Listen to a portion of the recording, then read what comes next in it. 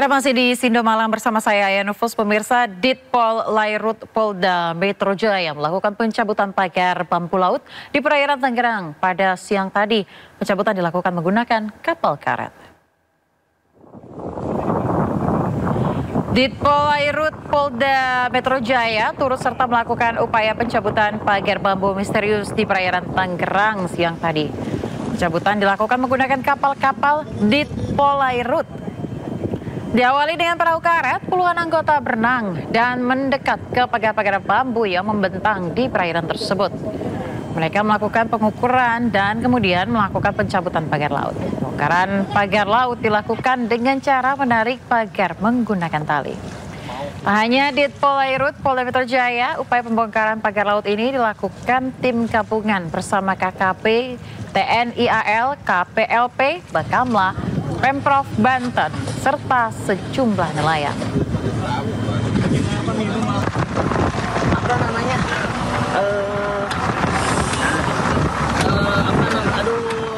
Sementara hari ke-6 pembongkaran pagar laut di pesisir utara Tangerang, Banten, pemirsa, ini terus dilakukan.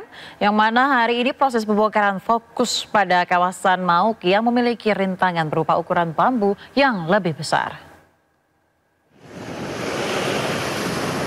Proses pembongkaran melibatkan 450 personel tim gabungan terdiri dari TNI Angkatan Laut, Polair, Bakamla, dan nelayan setempat. Kondisi cuaca, angin, dan gelombang tinggi menjadi kendala petugas gabungan yang terlibat dalam proses pembongkaran.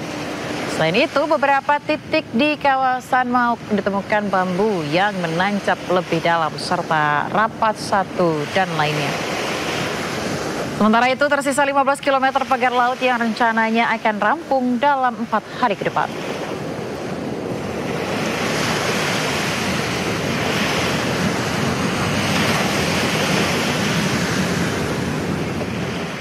Adanya dugaan tindakan ilegal dalam pembangunan pagar laut di Tangerang beserta penerbitan surat tanah kepada pihak swasta, pemirsa, membuat Kejagung mulai turun tangan. Kejaksaan akan bertindak bila sudah mengantongi bukti dan informasi yang cukup kuat. Mengikuti ya secara seksama bagaimana perkembangan di lapangan terkait dengan penanganan masalah ini ya. Tentu kita mendahulukan lembaga-lembaga yang menjadi leading sektor atau yang berkompeten terkait dengan administrasi dan seterusnya. Nah, sedangkan kami tentu terus melakukan kajian mendalami apakah memang dalam masalah ini ada katakanlah peristiwa pidana ya yang terindikasi dalam kategori tindak pidana korupsi, karena memang itu wilayah kami dan itu yang menjadi kewenangan kami, dan tentu ya kami akan secara proaktif juga melakukan pendalaman itu untuk melihat sebenarnya apakah ada dugaan-dugaan seperti yang disampaikan oleh banyak pihak termasuk masyarakat. Sementara itu, pemirsa, Presiden ke-7 Republik Indonesia Joko Widodo menanggapi pernyataan Menko Infrastruktur dan Pembangunan Kewilayahan Agus Harimurti Yudhoyono yang menyebut sertifikat pagar laut terbit di era Jokowi. Jokowi meminta agar proses legal penerbitan sertifikat pagar laut diperiksa secara menyeluruh. Ya, yang paling penting itu proses legalnya, prosedur legalnya dilalui atau tidak. Betul atau enggak betul, itu kan proses dari kelurahan, proses ke kecamatan, proses di kantor BPN kabupaten. Kalau untuk SHM-nya, kalau untuk SHGB-nya juga di kementerian, dicek aja apakah proses legalnya, prosedur legalnya semuanya dilalui dengan baik atau tidak. Dan itu juga tidak hanya di Tangerang, di Bekasi, juga ada di Jawa Timur dan di tempat lain. Saya kira yang paling penting cek itu, investigasi itu ya. Presiden Republik Indonesia Prabowo Subianto dianugerahi tanda kehormatan Darjah Kerabat Johor saat melakukan kunjungan ke kenegaraan ke Malaysia. Kunjungan Presiden Prabowo diawali dengan upacara penyambutan kenegaraan di Istana Negara Malaysia pada Senin pagi waktu setempat. Setelah upacara penyambutan, Prabowo dianugerahi tanda kehormatan Darjah Kerabat Johor oleh Yang di-Pertuan Agong 17 Sultan Ibrahim. Penghargaan Darjah Kerabat Johor merupakan salah satu tanda kehormatan tertinggi Kerajaan Johor yang diberikan kepada Raja-Raja Melayu, kerabat dekat kerajaan, serta pemimpin negara asing yang berjasa dalam memperkuat hubungan bilateral.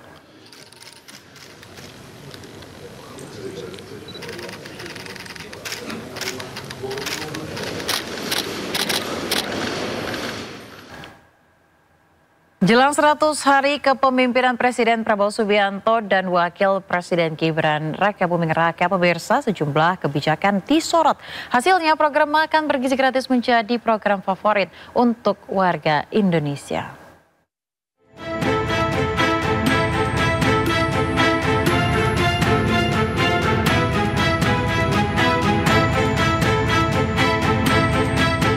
Pemerintahan Presiden Prabowo dan Gibran genap 100 hari memimpin Indonesia. Pada 28 Januari 2025, sejumlah kebijakan pun telah diambil oleh Presiden Prabowo. Hasilnya Lembaga Survei Indonesia, Denny JM mencatat ada 3 program yang paling dirasakan masyarakat.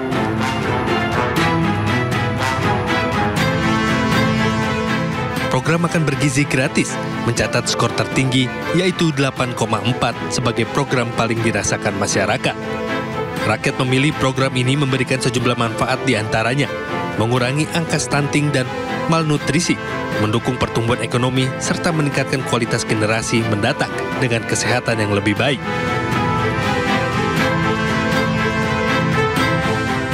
Program kedua yang paling dirasakan masyarakat adalah rehabilitasi dan renovasi sekolah. Masyarakat menilai program ini bisa memperbaiki infrastruktur, pendidikan, meningkatkan kualitas lingkungan belajar, dan mengurangi kesenjangan pendidikan antara kota dan desa.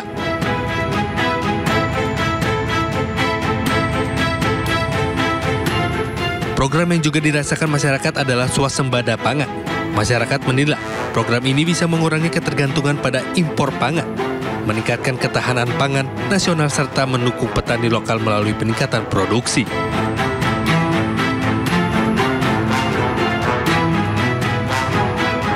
Lembaga survei Litbang Kompas juga sempat mengukur tingkat kepuasan pemerintah Prabowo Gibran.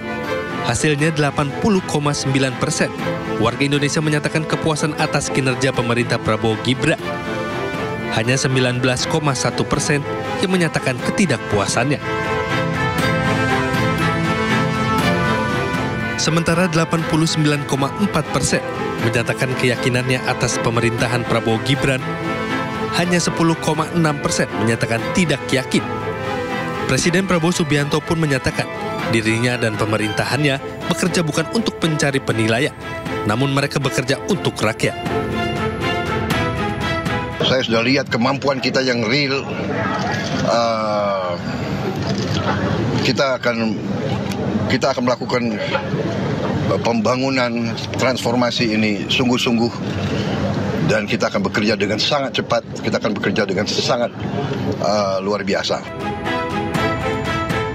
Tingkat kepuasan yang mencapai 80% ini sekaligus menjadi yang tertinggi dalam 10 tahun terakhir sejak Januari 2015.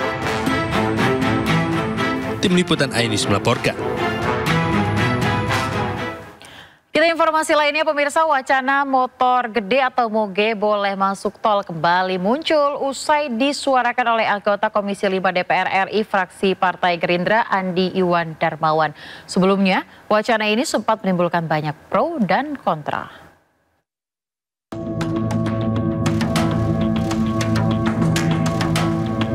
Wacana motor gede atau moge boleh masuk tol disampaikan anggota Komisi 5 DPR RI fraksi Partai Gerindra Andi Iwan Darmawan dalam rapat kerja bersama Kementerian Pekerjaan Umum di Kompleks Parlemen Senayan, Jakarta pada Kamis 23 Januari 2025 lalu.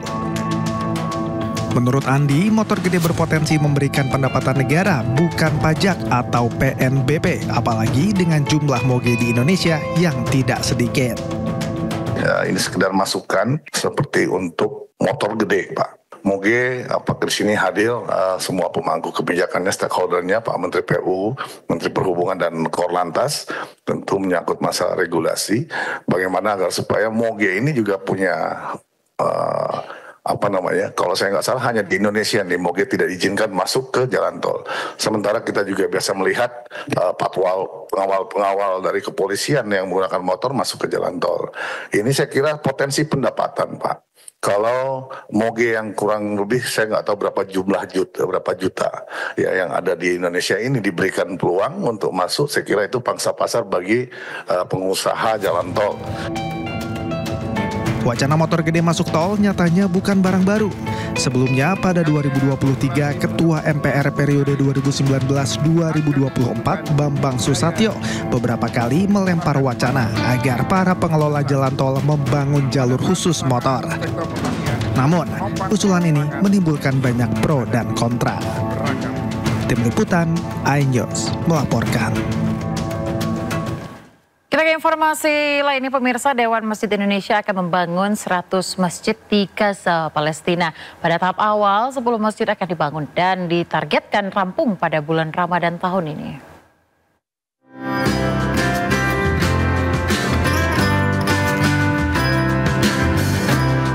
Dewan Masjid Indonesia akan membangun 100 masjid semi permanen di Gaza, Palestina. Pada tahap awal, DMI akan membangun 10 masjid lebih dulu dan ditargetkan rampung pada bulan Ramadan tahun ini. Pembangunan masjid ini diperkirakan menelan biaya 30 hingga 40 miliar rupiah. Masjid-masjid di Indonesia diimbau mengalokasikan 5 hingga 10% dari dana zakat, infak, dan sedekah untuk Gaza, Palestina. Karena itu maka kita putuskan bahwa Dewan Masjid akan membantu membangun masjid-masjid sementara yang 1000 itu kehilangan kita di Gaza. Nah, sementara ini terputuskan sendiri untuk segera membangun 10 masjid, tapi dalam perencanaan lanjut untuk bulan Ramadan ini kita harapkan bahwa jamaah masjid dalam rangka mengumpulkan sedekah, infak dan zakat itu juga menyumbangkan untuk kira-kira 50% kemampuan masjid masing-masing untuk kita namanya program pembangunan masjid di Gaza.